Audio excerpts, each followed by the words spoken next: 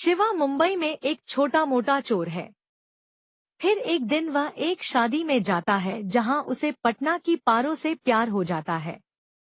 वह उसे चोर होने के बारे में सच्चाई बताता है और अपराध छोड़ने का संकल्प लेता है क्योंकि वह पारो से बहुत प्यार करता है। अपराध छोड़ने की प्रतिबद्धता जताने से पहले वह अपने साथी मित्र दोजी के साथ मिलकर एक बड़ी डकैती करने का फैसला करता है, जिससे वह एक आसान जीवन जीने के लिए बहुत सारा पैसा कमा सकेगा।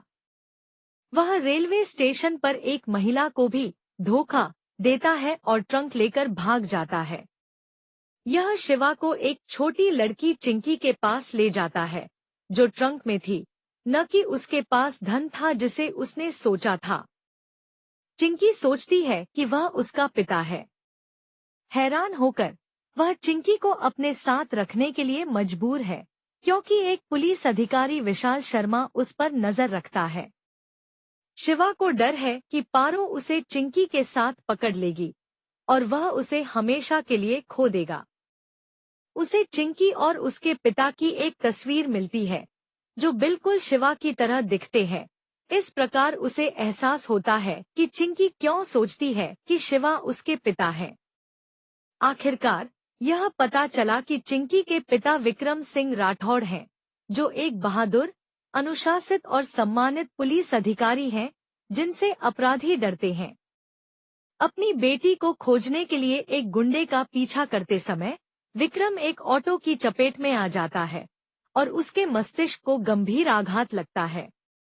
डॉक्टर ने उसे बताया कि मस्तिष्क की चोट इतनी गंभीर है कि उसकी जान को खतरा हो सकता है। कुछ दिनों के बाद शिवा चिंकी से तंग आ जाता है और वह टेप रिकॉर्डर तोड़ देता है, जिसका उपयोग वह अपनी दिवंगत मां की आवाज सुनने के लिए करती थी। अगली सुबह उसे पता चला कि उसकी मां की मृत्यु हो गई। दोषी महसूस करते हुए वह रिकॉर्डर ठीक करता है और चिंकी से प्यार करने लगता है, उसकी देखभाल करने लगता है। दुर्भाग्य से पारो यह देखती है और मानती है कि उसकी एक बेटी है जिसे उसने उससे छुपाया है, और वह दुखी होकर पटना चली जाती है। जल्द ही जो गुंडे विक्रम के पीछे हैं, वे शिवा को देखते हैं। यह सोचकर कि वह विक्रम है, वे उसका पीछा करने लगते हैं। शिवा और चिंकी अपनी जान बचाने के लिए भागते हैं और रेलवे स्टेशन पर उस महिला से मिलते हैं, जो शिवा को भागने के लिए कहती है। शिवा जल्द ही गुंडों से घिर गए। यह पता चला कि विक्रम एक इमारत के ऊपर से सब कुछ देख रहा है। जैसे ही शिवा को चाकू लगने वाला होता है, विक्रम उसे बचाता है और गुंडों को हरा देता है, लेकिन गंभीर रूप से घायल हो जाता है। अस्पताल में शिवा को पता चलता है कि रेलवे स्टेशन की महिला वास्तव में एक असली पुलिस अधिकारी, इंस्पेक्टर रजिया खान है।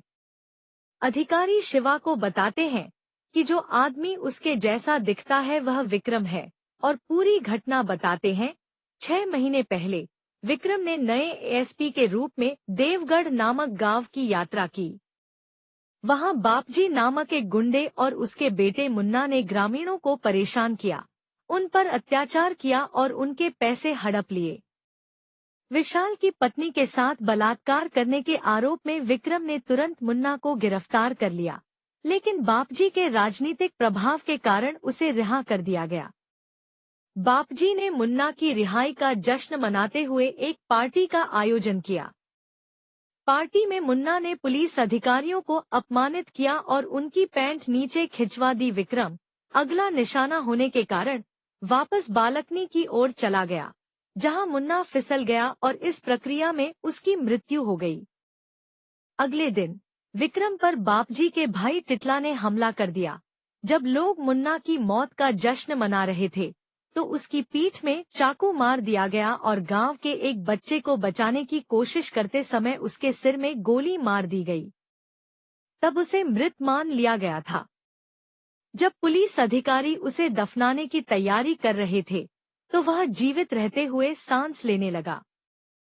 सभी ने यह बात किसी को न बताने का वादा किया। इसके बाद अधिकारी विक्रम को इलाज के लिए मुंबई ले गए। शिवा द्वारा पूरी कहानी सुनने के बाद डॉक्टरों ने कहा कि विक्रम के पास ज्यादा समय नहीं बचा है। विक्रम शिवा से चिंकी की देखभाल करने का अनुरोध करता है। शिवा वादा करता है और कहता है कि चिंकी अब उसकी बेटी है। विक्रम मुस्कुराता है और शिवा का हाथ पकड़कर मर जाता है। शिवा विक्रम के अधूरे काम को पूरा करने की कसम खाता है। विक्रम की पहचान लेता है और बदला लेने के लिए चिंकी के साथ देवगढ़ जाता है।